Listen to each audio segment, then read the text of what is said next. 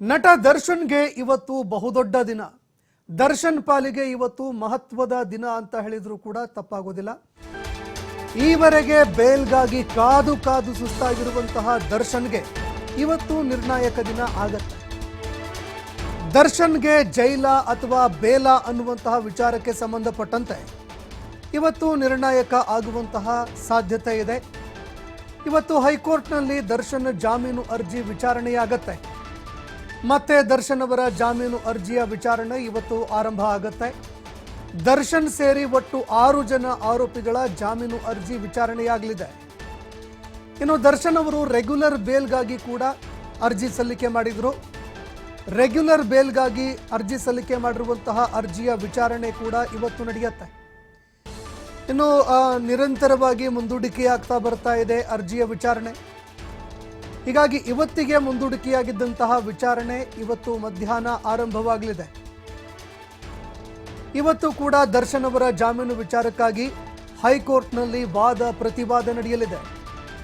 ಇನ್ನು ಮತ್ತೊಂದೆಡೆ ದರ್ಶನ್ ಅವರು ಮಧ್ಯಂತರ ಜಾಮೀನು ಪಡೆದುಕೊಂಡು ಹೊರಗಡೆ ಬಂದಿದ್ರು. ಅನಾರೋಗ್ಯ ಸಮಸ್ಯೆ ಇದೆ, ಬೆನ್ನು ನೋವು ತೀವ್ರವಾಗಿ ಕಾಡ್ತಾ ಇದೆ ಅಂತ ಮಧ್ಯಂತರ ಜಾಮೀನು ಪಡೆದುಕೊಂಡು ಜೈಲಿನಿಂದ ಹೊರಗಡೆ ಬಂದಿದ್ರು. ಆದರೆ ಮಧ್ಯಂತರ ಜಾಮೀನು ಕೂಡ ಅಂತ್ಯವಾಗ್ತಾ ಬರ್ತಾ ಇದೆ. ಈ ನಡುವೆ ದರ್ಶನ್ ಅವರು ಮಧ್ಯಂತರ ಜಾಮೀನು ಅವಧಿಯನ್ನು ಕೂಡ ವಿಸ್ತರಣೆ ಮಾಡಬೇಕು ಅಂತ ಕೋರಿ ಅರ್ಜಿ ಸಲ್ಲಿಕೆ ಮಾಡಿದ್ದಾರೆ. ಹೀಗಾಗಿ ಆ ಒಂದು ಅರ್ಜಿಯ ವಿಚಾರಣೆ ಕೂಡ ಇವತ್ತು ವಿಚಾರಣೆಗೆ ಬರುತ್ತೆ. ಇದೇ ಕಾರಣಕ್ಕಾಗಿ ದರ್ಶನ್ ಅವರಿಗೆ ಸಾಕಷ್ಟು ಟೆನ್ಷನ್ ಕೂಡ ಆಗ್ತಾ ಇದೆ.